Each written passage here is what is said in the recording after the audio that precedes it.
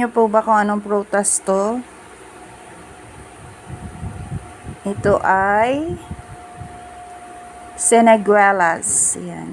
Isa sa mga favorite ko po. Nakita ko kasi doon, maaga kasi akong gumising, nagbayad ng tubig namin.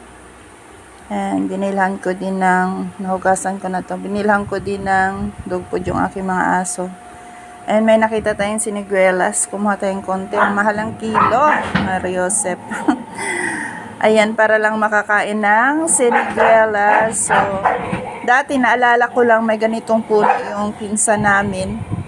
Pag namumunga na to siya, wala na siyang dahon. Puro bunga ang makikita mo. Sobrang nakakatuwa pag namunga tong punong to kasi wala na talaga siyang dahon.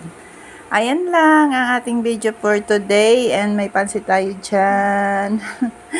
Yan ang ating almusal ngayong araw na to. Thank you for watching. Mama Chup Chup, Siniguelas. Anong tawag ninyo sa prutas na yan? Bye!